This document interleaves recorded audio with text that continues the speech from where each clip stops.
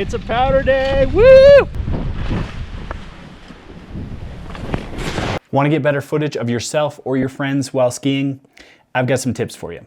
Last year, I made a video on how to film skiing with a GoPro, but this year I'm making an update after another season of experience and upgrading to the GoPro Hero 13.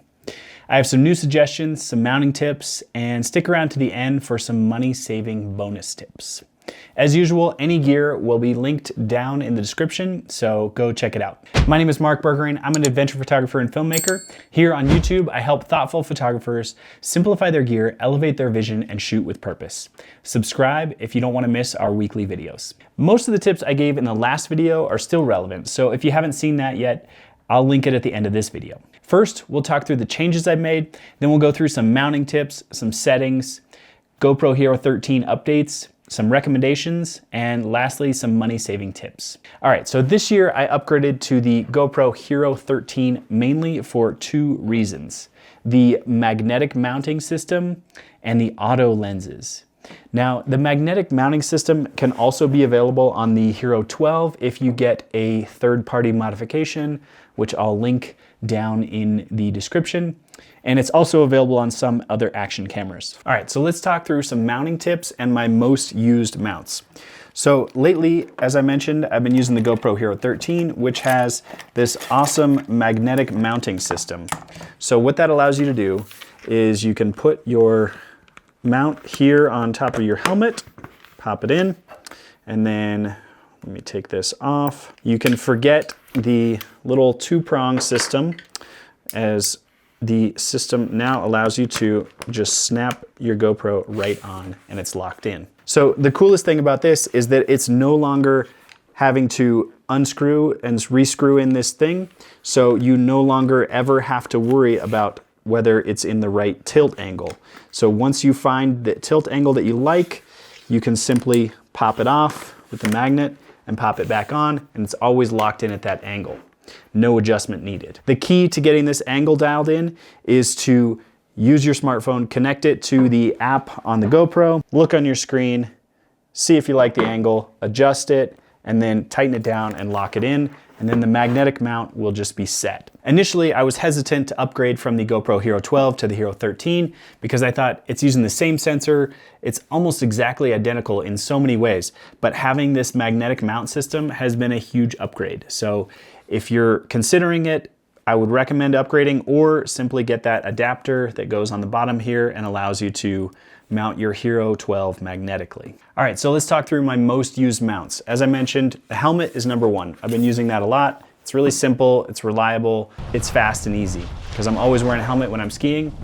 But the next option, if I want to film myself, I'll use my ski pole. So I've got this little mount here screwed onto the end of my ski pole, and then I can simply use that magnet, pop it off my helmet, and pop it right onto this mount here.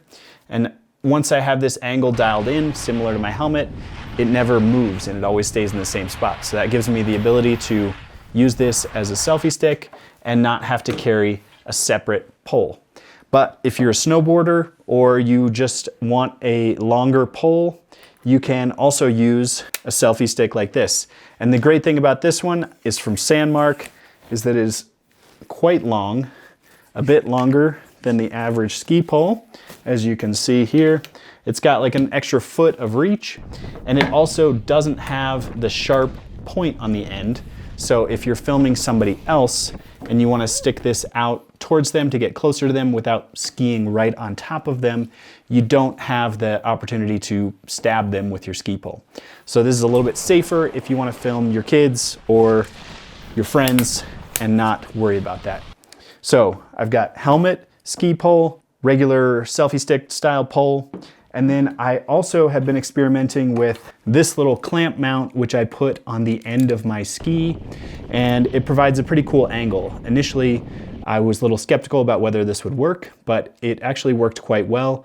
I think the only modification I'm gonna make is putting a little bit of 3M sticky tape so that this has a little bit more of a softer object to bite into when I clamp it down really tight.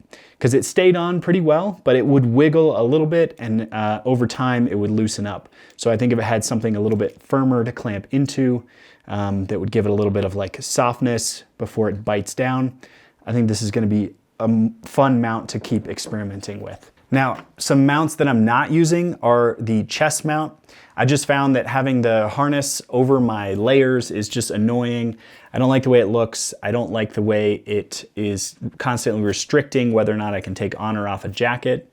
And so I haven't preferred that. I do like the angle that it provides, but I don't like the harness. I also mentioned a magnet mount in my last video where you can put a magnet underneath your clothing, like a necklace style, and clamp onto the top of it through some layers of clothing. But I found that just the way your clothing bunches up and bounces around, that it just doesn't provide a solid enough mount. So I don't recommend that. I've also been wanting to try a fun shot with this tiny little tripod, just planting it in the snow or have somebody plant it in the snow for me, and then skiing as close to it as I possibly can, either with the standard lens or maybe with the new macro lens that GoPro just released with the Hero 13. So filming that in 4K 120, we'll see how it goes. You might see that in my next how to film skiing with a GoPro video. So keep an eye out for that. Let's talk settings. So settings on my GoPro are as follows. I typically go for a 1:1 ratio or 8:7 with a standard color profile, 4K 60 for the frame rate and resolution. The ultra wide lens, hyper smooth on, horizon leveling is optional. Some people like it, some people don't. And then if I have it on my helmet, sometimes I'll use the max lens mod, especially if I'm creating content for social media and you want that taller frame. But if I don't have it on my helmet and I just have it on a pole or something, I'll use one of the regular lenses. So digital lenses, I mean. I won't have the max lens mod, I'll just use the digital lenses. And if you're trying to get close to somebody, I would recommend one of the more zoomed in options as opposed to the ultra wide. In terms of exposure, which is really helpful to get your footage looking good while skiing, on normal days, I would say go plus a half a stop. That's like, partly cloudy or sunny days. If it's real cloudy and stormy, I would say go plus 1 stop on your exposure, because that'll help you boost up those highlights and make everything look good and not underexpose. So let's talk through some GoPro Hero 13 updates. As I mentioned, that magnetic mount on the bottom is really helpful. It's super fast to switch your mounts and move this thing around, which provides you with more variety in your angles of footage, which I really like. I initially got 2 of these little magnetic mounts. But I think having one for each mount that you want to use, so that's 1, 2, 3, 4. Currently I have 2 of them. I'd like to have about 4 of them. These are the Amazon knockoff versions, not the GoPro versions. But I did opt for the metal. You can get metal ones or plastic ones.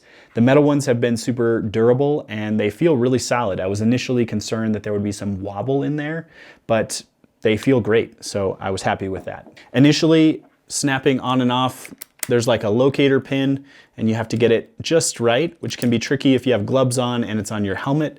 But once you try it multiple times, you'll get the feel for it and it's really quick. I know this magnetic mount feature is available on some other cameras, but I really appreciated that GoPro incorporated it. The second biggest change is the auto lenses feature.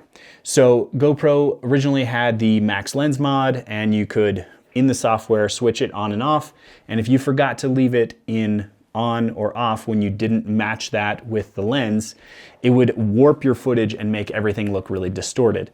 So having the little sensor here, if you pop this lens cover off, you'll see this little blue dot, and that indicates that this can recognize when you put either an ND filter or the max lens mod onto the camera and help you to automatically get the right lens setting in the software. You can also use the old max lens mod 2 from the Hero 12 on your Hero 13, but you just have to manually tell it what lens you're using, and that kind of defeats the purpose of that auto feature. So if you want to upgrade or you're buying this for the first time, that's a really helpful thing to have. I often get annoyed when GoPro forces you to buy essentially the same thing that's new.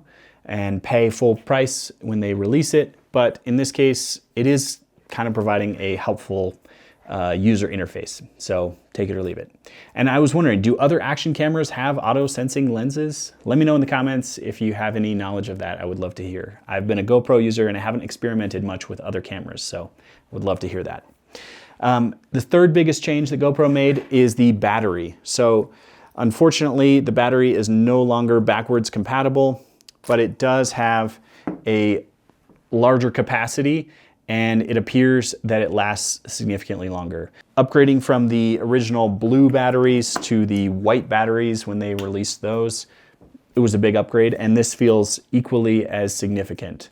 I was able to get a lot of footage, use my camera a lot on really cold days, and not have to worry so much about it. But I do recommend that you have a second battery and keep it in a pocket in your, whether that's your jacket or somewhere that's warm, so that you can swap batteries when it does get cold.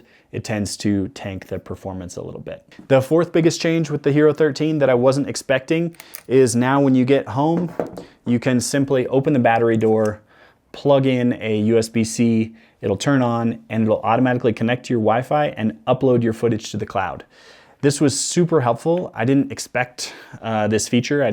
I wasn't aware of it, and when I found it, it's really handy because you no longer have to go through the process of connecting your phone and your GoPro and then let your phone upload that footage to the cloud.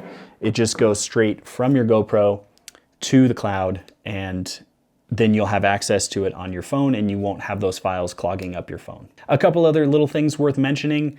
GPS is back on the Hero 13. It allows you to do speed overlays, which I haven't played with, but I'm told you can do that. And then also the macro lens, which I mentioned briefly, but it seems like a cool way to get a unique angle, especially if you want to film something close up, like let's say you want to film some detailed product shot and it's of a small product, like you want to film your other GoPro. You can turn that lens macro and get super close-up shots.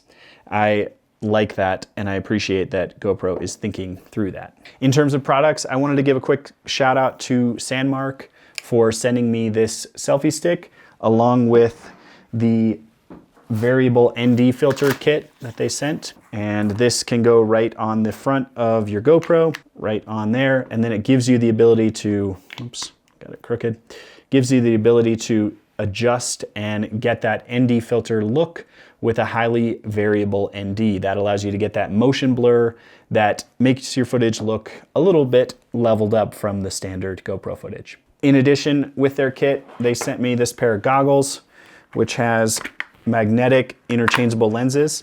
So there's this lens and this kit, which has a couple other lenses in it that are great for sunny days. And this is the blue one. And they also have a chrome one, which you can easily swap, which I appreciated, so that when you've got a sunny day that turns cloudy, you just swap and put on the red one. Thanks for sending me these goggles. They're pretty rad. I'll put a link to their shop down in the description. If you need some goggles or some GoPro gear, go check that out. This is their ski and snow edition kit. I forgot to mention that their pole also comes with this little clip in case you have a remote for your GoPro.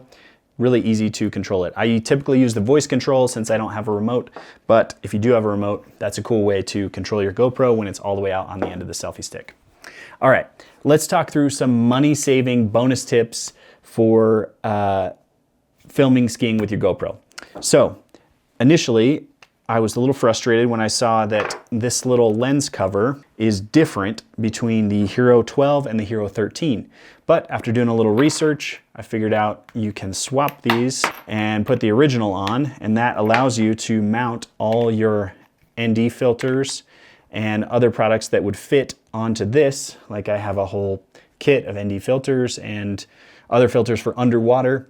So that renders your new GoPro compatible with those accessories, because I think it's frustrating when they release a new product and it's not backwards compatible for some silly reason other than this is slightly different. So that's my bonus money-saving tip number one. My bonus money-saving tip number two is to get that mount for your Hero 12 that allows you to take off these two little prongs and turn this into a magnet mount. All you have to do is undo the 4 Torx screws and you'll get that mount on your Hero 12.